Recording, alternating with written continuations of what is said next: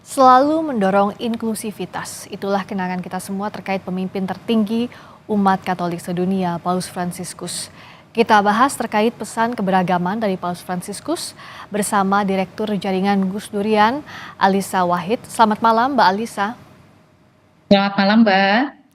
Hari ini kita sama-sama sedih dan juga kaget karena baru saja melihat sosok Sri Paus kemarin pada saat Paskah, tapi kita mendapatkan kabar duka sore waktu Indonesia. Bagaimana kalau dari sisi Mbak Alisa?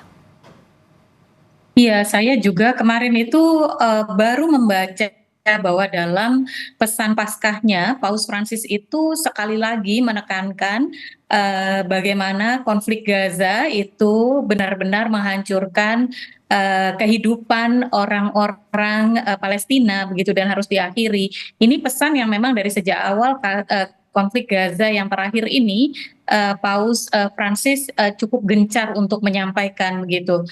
Baru kemarin membaca itu kok hari ini ternyata berpulang. Jadi tentu kita semua turut berduka, tidak hanya umat Katolik saja, tetapi bagi saya ini kehilangan besar bagi kita semua di muka bumi ini saat ini. Hmm. Dan Mbak Alisa juga sempat ke Vatikan. Apa kesan yang Mbak Ya. Alisa dapat dari sosok Sri Paus?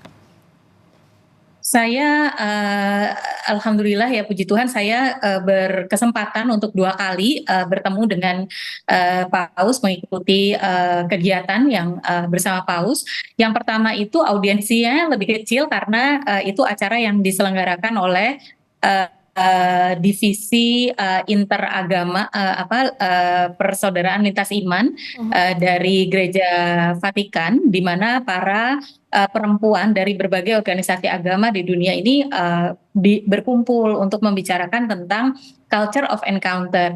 Culture of encounter atau budaya untuk saling bersilaturahmi kalau istilah Indonesia Ya. itu adalah salah satu bentuk dari pandangan Paus tentang Fratelli Tutti atau persaudaraan kemanusiaan. Jadi waktu itu kami bertemu langsung dan mendengarkan langsung pesan beliau. Lalu yang kedua tahun lalu ketika gerakan perempuan dan iklim, krisis iklim juga kami mengunjungi Vatikan dan bertemu dengan Paus.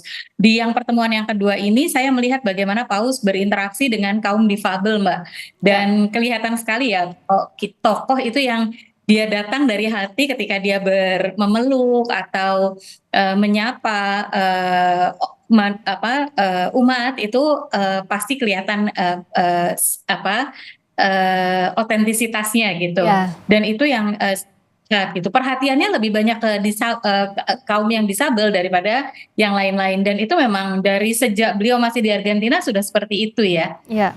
Kita tahu sosok Sri Paus sangat eh, kental sekali dengan menyuarakan kemanusiaan, termasuk tadi yang disinggung juga oleh Mbak Ya. Alisa, bukunya Paus juga soal Fratelli Tutti. Nah, apa khususnya soal ini yang disampaikan langsung pada saat Mbak Alisa bertemu? Apa isu kemanusiaan yang masih membuat Sri Paus gundah?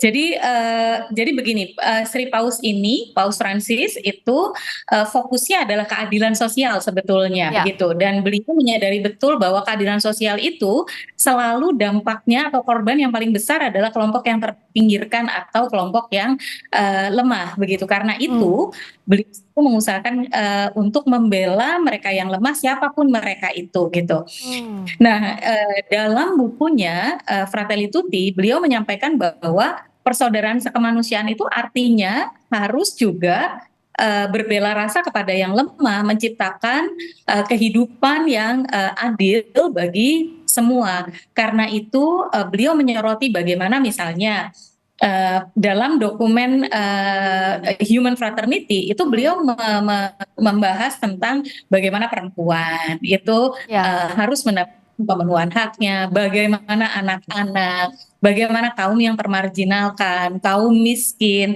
itu harus mendapatkan keadilan sosial. Dan jadi persaudaraan itu bukan abstrak yang sekedar dalam wacana-wacana, tetapi konkret pada ruang hidup bersama yang adil itu begitu. Bahkan sempat disinggung juga soal COVID waktu itu ya, penanganan COVID yang membuat seluruh dunia pada saat itu mencari bagaimana formulasinya, tapi ada kesulitan dalam berbela rasa tadi ya Mbak Alisa ya, waktu itu sempat Iya, disampaikan. betul. Mhm.